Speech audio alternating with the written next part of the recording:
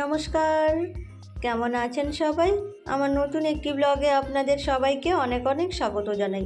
সেদিন ছিল শুক্রবার, বেলা এখন ওই 11:30 কি 12টা বাজে। বাবার সঙ্গে রওনা দিয়েছি ইস্কন মন্দিরের উদ্দেশ্যে। তো বাবা এসছে আমাদের এখানে ভাগ্নিকে নিতে, আর বাবা বলল যে আমি ইস্কন মন্দির থেকে একটু ঘুরে আসি। সেই কথা শুনেই আমরাও তাড়াহুড়ো করে রেডি হয়ে বাবার পিছু নিয়েছি। তো বাড়ির সামনে থেকে নিয়ে নিয়েছি টোটো, একদম মন্দিরের সামনে নামাবে। মামি ভাগ্নি মিলে দুজনে গল্প করতে করতে মন্দিরের সামনে পৌঁছেও গেছি। আর এখান থেকে দেখুন কি সুন্দর লাগছে মন্দিরটা, দুপাশে দুটো গাছ, বেশ ভালো লাগছে।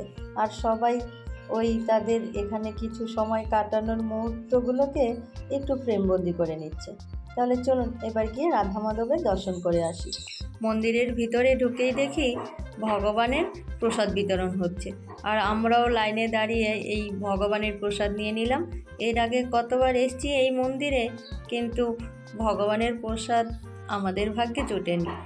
আর এবার মনে হচ্ছে বাবার ভাগ্যেতেই আমরা এই প্রসাদটা পেলাম। আর দেখুন মন্দিরের এই পাশ থেকে কি সুন্দর লাগছে। মন্দিরে এলেই যেন মনটা অদ্ভুত এক শান্তির অনুভূতি হয়। এই ভগবানের দর্শন, চারদিকে এই খোলামেলা পরিবেশ, সবাই আশেপাশের লোকজন, সবাইকে দেখে বেশ ভালো লাগে। আর এবার প্রসাদ পেয়ে আমরা ওই মন্দিরের পাশে যে আরও ছোটো ছোটো মন্দিরগুলো আছে সেগুলো ঘুরে ঘুরে দেখতে থাকলাম। ভগবানের অনেক লীলার মধ্যে এখানে দু একখানা লীলাকে তুলে ধরেছেন। এর আগে তো এই মন্দিরে অনেকবার এসেছি, যখনই মনটা একটু অশান্ত থাকে তখনই চলে আসি ওই রাধা মাধবের দর্শন করতে। তো তখন এসেছি ওই বিকালবেলা, সেই জন্য আর প্রসাদ জোটেনি। তো এবার এই দুপুরবেলা আসাতে, আর যখন ওই রাধা মাধবের ভোগ দেওয়া হয় দুপুরবেলা ওই 12টার পর এলে, আর 12টার থেকে 12:30টার মধ্যেই ওই ভোগটা দেয়।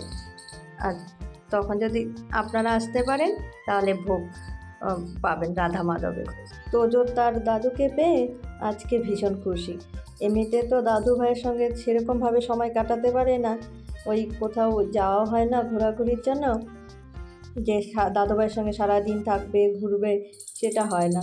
যখনই আমরা বাড়ি যাই আমরা হয়তো ব্যস্ত হয়ে পড়ি, না হয়তো দাদু ভাই ব্যস্ত হয়ে পড়ে। আবার আমরা গেলে দাদু ভাই থাকে না, আবার যখন দাদু ভাই থাকে আমাদের যাওয়া হয় না, এই আর কি। আর আজকে যখন এই সুযোগটা পেয়েছি সেই সুযোগটা আর হাতছাড়া করিনি, তাই তোজোকে নিয়ে বাবার সঙ্গে বেরিয়ে পড়লাম। আর দেখুন এই ফুলগুলো কী সুন্দর লাগছে। আজকে সারা এই মন্দিরটা তোজো দাদু ভাইয়ের হাত ধরে ঘুরেছে।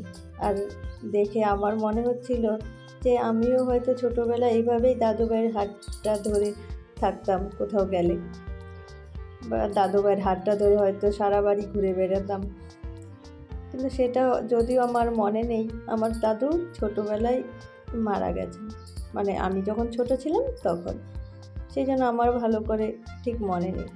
কিন্তু তোজোর আজকে এই দাদু ভাইয়ের সাথে সময় কাটানোর মুহূর্তটা আমি একটু ফ্রেমবন্দি করে নিলাম।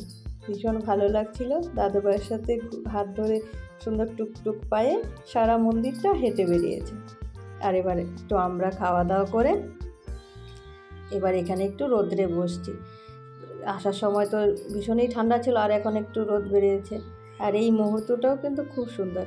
তারা বাবা ছেলে, আবার তারা বাবা ছেলে, তারা একদম রেডি হয়েই বেরিয়েছিল যে মন্দির ঘুরে তারপরে বাসে উঠবে। আর এখন ওই বাবার ভাগ্নিকে বাসে তুলে দিতে এসছি জংশন বাস স্ট্যান্ডে। আর একদম আলিপুরের বাসতেই উঠে দিয়েছি, স্টেট বাসে। আর মাঝামাঝি কোথাও নামতে হবে না, একদম ডাইরেক্ট চলে যাবে। তো এই কয়দিন তো ভাগ্নি আমার এখানে ছিল, বেশ ঘরটা ভরা ভরা লাগছিল। আজকে যখনই বাড়ি ফিরবো তখন ঘরটাও আমার ফাঁকা ফাঁকা লাগবে।